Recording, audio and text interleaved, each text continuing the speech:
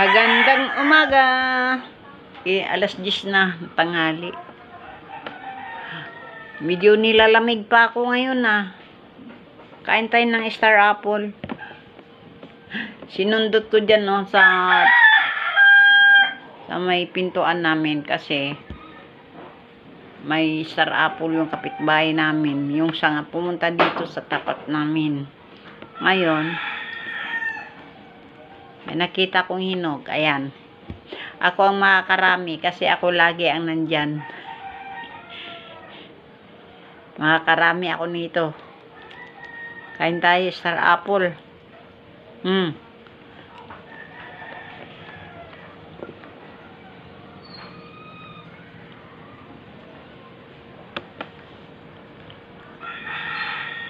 Tamis siya.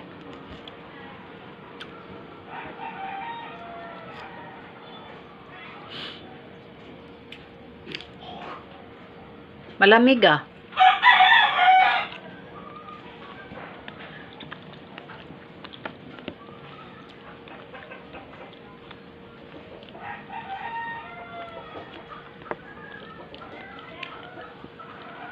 Magkusot sana ako kaso lang nilalamig ako.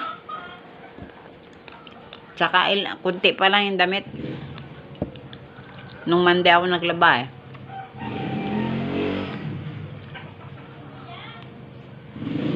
Sa Monday na lang ulit ako maglaba. Once a week.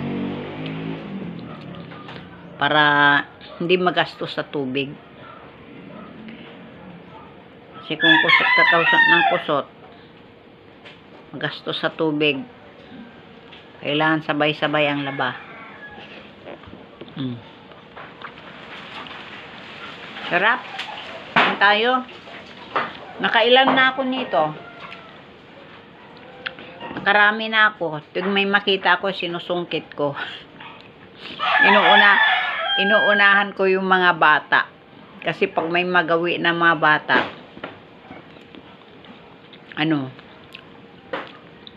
siyempre, diba? Kaso lang medyo makapal siya. Hindi siya yung katulad ng mga kay Mito na manipis lang siya. Makapal ang balat eh.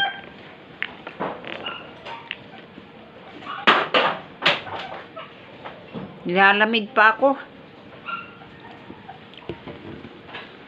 Pero mamaya to, mga bandang alas 3, alauna, ayan na naman yung matinding init.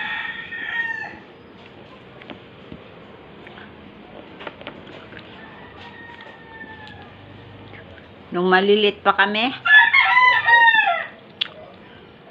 hindi ako takot umakyat. Kahit lakas-lakas ng hangin, nandun ako sa dulo. Pero ngayon, ako, ilang hakbang lang, hindi na ako pwedeng umakyat. Nalulula na ako. Diba talaga pag bata, no, malakas ang loob. Hindi mo iniisip yung disgrasya. May puno kami nito eh. Sa tapat lang din ng bahay namin.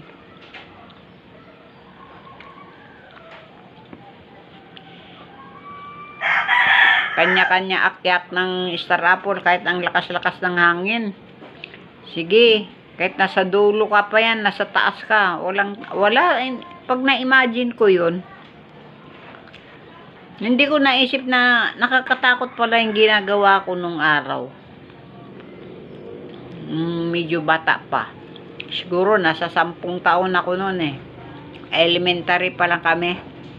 Si Ami, si Luz Biminda, kami noon ang magkakasama noon eh. Kanya-kanya akyat ng Star Apple. Ayun, wala na. Hindi ko na kaya basta umakyat, tatakot na ako.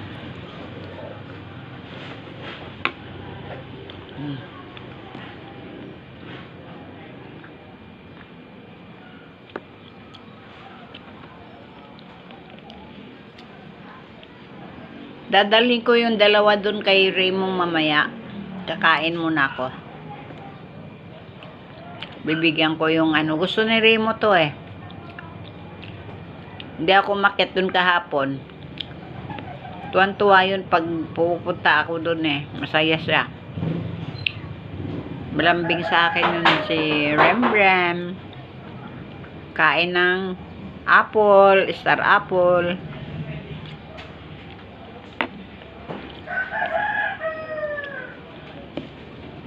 Ito pa. Hindi masyadong ano, yung isa violet na violet. Kinuha ko na. Salamat. Thank you for watching. Bye.